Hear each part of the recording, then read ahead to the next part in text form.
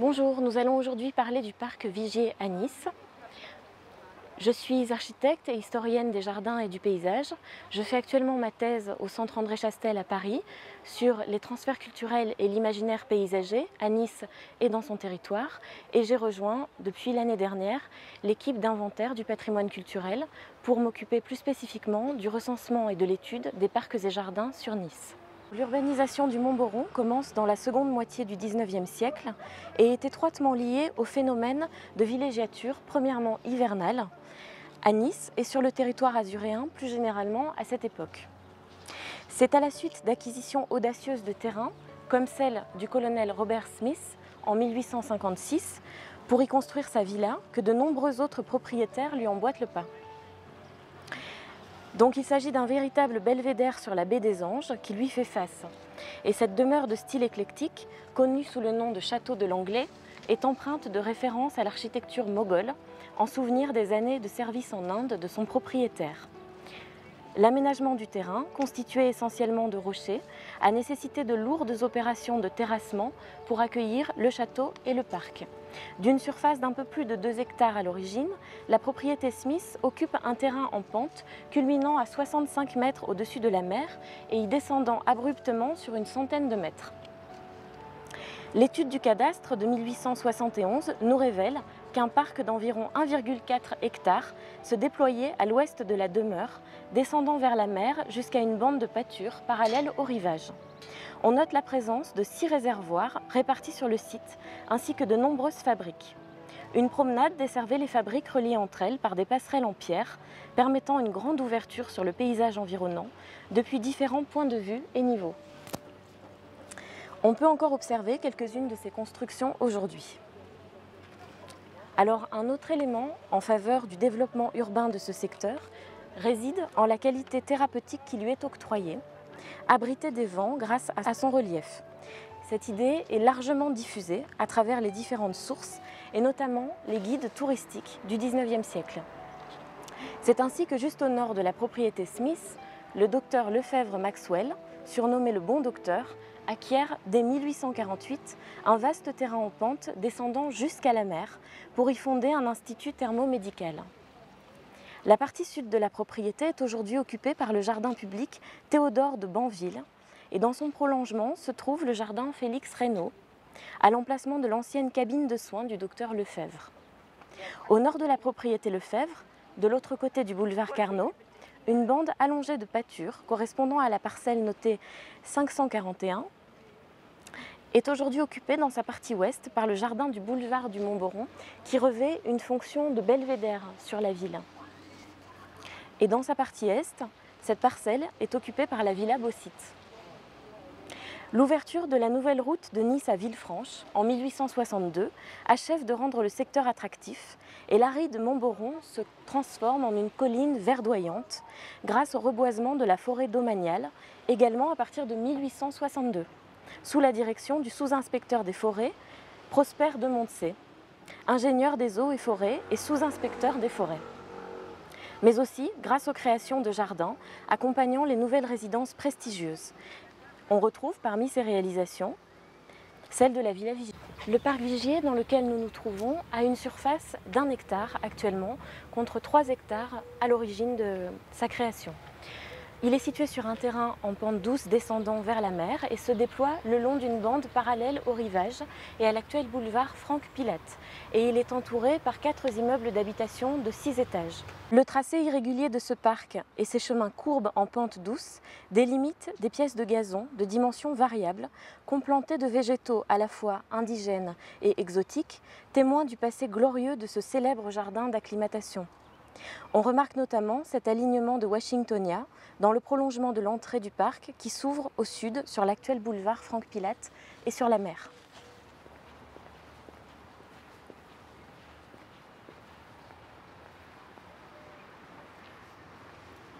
Donc l'élaboration d'une cartographie diachronique, c'est-à-dire la superposition de plans d'époques différentes, nous permet de comprendre l'évolution du tracé de ce jardin et notamment de comprendre qu'à l'emplacement de cet immeuble d'habitation se trouvait l'ancienne Villa Vigier. Également, cela nous permet de comprendre que le jardin a évolué dans le rapport qu'il entretenait au rivage, puisqu'il était beaucoup plus proche à l'origine de celui-ci. Et on remarque également sur le visuel, qui est donc la superposition du tracé du cadastre de 1871 sur une photographie satellite actuelle, qui révèle donc qu'il y avait un axe nord-sud assez accentué. Cette étude nous permet de comprendre que le jardin originel entretenait un rapport différent au rivage, plus proche de celui-ci, avec des pièces de gazon plus découpées aux abords de la villa, et quoique de nature irrégulière, renforçant un axe nord-sud, depuis la villa jusqu'à la mer. C'est donc en 1862 que le baron Georges Vigier fait édifier sa villa par l'architecte Victor Sabatier, inspiré de la Casa d'Oro à Venise sur le Grand Canal. La villa occupait le point le plus élevé de la propriété, au nord-ouest de la parcelle. Et on remarque bien sur les photographies anciennes la loggia avec arcature au motif polylobé, ces grandes portes en arc brisé au niveau du rez-de-chaussée surélevé, qui sont des références explicites à la construction vénitienne. Concernant donc le jardin de la Villa Vigier, c'est Jean-Pierre Barrier Deschamps, nommé jardinier en chef du service des promenades et plantations de la ville de Paris à partir de 1854, à qui on doit notamment la réalisation du parc des Buttes-Chaumont, qui est le concepteur du jardin de la Villa Vigier. Quant au propriétaire du domaine, le baron Vigier, c'est un passionné d'horticulture qui acclimate de nombreux sujets tropicaux, et la réputation de ce jardin est telle que certains riches hivernants viennent s'y approvisionner pour replanter chez eux des spécimens rares. Ce jardin s'ancre ainsi parfaitement dans le mouvement d'acclimatation des plantes tropicales qui prend un essor très important au cours du XIXe siècle et particulièrement sur le territoire azuréen. L'étude des états de section du cadastre de 1871 donne un état des plantations, partiel toutefois, puisqu'il fait seulement apparaître la présence d'orangers, d'oliviers, de vignes et d'un bois. Or, pour saisir toute la complexité végétale de ce jardin à l'époque de sa création, on peut se référer à des témoignages écrits plus anciens, tels que celui de la marquise de Langeau, qui écrit dans la revue La Mode de Style en 1890 à propos de l'atmosphère envoûtante de ce jardin. Elle dit « La villa domine un panorama magnifique sur la mer, qu'entourent en demi-cercle les riantes villas de Nice et le beau paysage de Villefranche. Le parc semble celui de Paul et Virginie.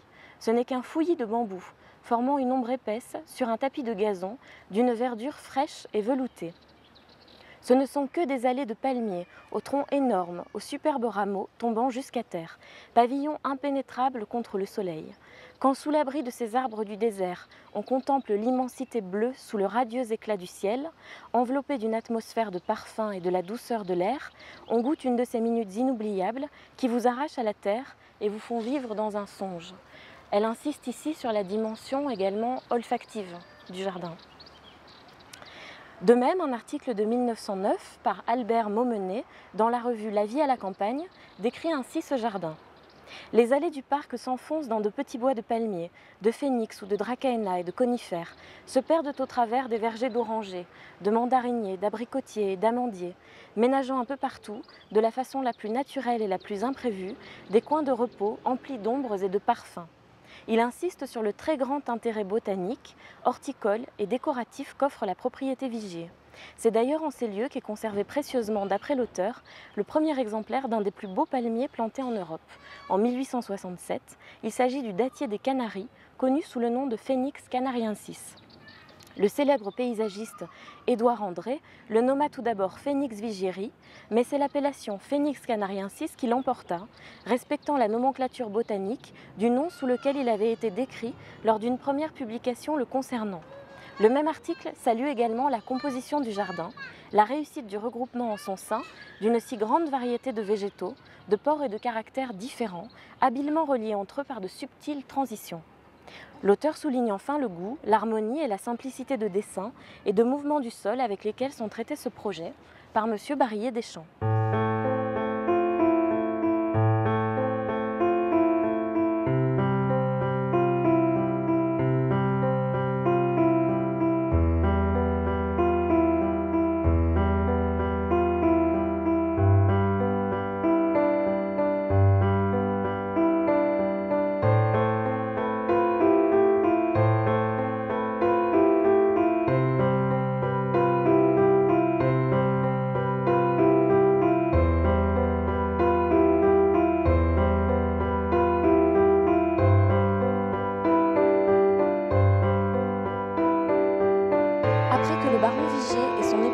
Sophie Clouvelly, cantatrice à succès, soit tous deux décédés, c'est leur fils René Vigier qui hérite du domaine. En 1915, celui-ci met le domaine à disposition du ministère de la Guerre et la demeure est alors aménagée en maison de repos et de convalescence pour les soldats blessés. Après l'armistice, René Vigier vend la villa au comte russe Léon de Miléan.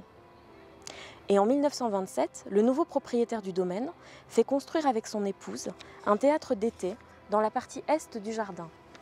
Ce premier projet est d'abord approuvé en 1936, mais annulé ensuite en 1963. Il proposait la division du terrain en 40 lots, dont le dernier conservait la villa et ses dépendances sur un terrain de 9000 m² à l'ouest et divisait le reste en 39 autres lots d'une surface d'environ 500 m² chacun, destinés à la vente. En 1961, la seconde société immobilière propose un nouveau projet de lotissement avec cession gratuite à la ville de Nice de la partie centrale du jardin en vue de la création d'un parc public qui correspond en effet au parc Vigier que nous connaissons actuellement, avec les 4 immeubles d'habitation qui l'entourent. Alors il est intéressant d'établir un lien entre le jardin de la villa Vigier et celui de la villa Haussmann que le préfet de la Seine fait édifier un peu plus à l'est et en hauteur par l'architecte Félix Narjou en 1866. Il s'agit de sa résidence hivernale à Nice. Il engage pour le tracé de son jardin Adolphe Alphand, ingénieur en chef du service des promenades et des plantations de la ville de Paris à partir de 1853. Et certaines lignes du tracé du jardin originel demeurent encore aujourd'hui. On remarque que sur le plan masse sont indiqués les cônes de vue vers la mer, Antibes, les Alpes ou encore le port. Ces cônes de vue démontrent bien l'importance qu'avait la relation pour les concepteurs de jardin à cette époque, la relation que devait entretenir la demeure avec son jardin et l'ouverture sur le paysage environnant. Cela témoigne bien de l'importance de l'interaction entre la demeure, le jardin et le paysage environnant que souhaitaient donner les concepteurs de jardin à cette époque.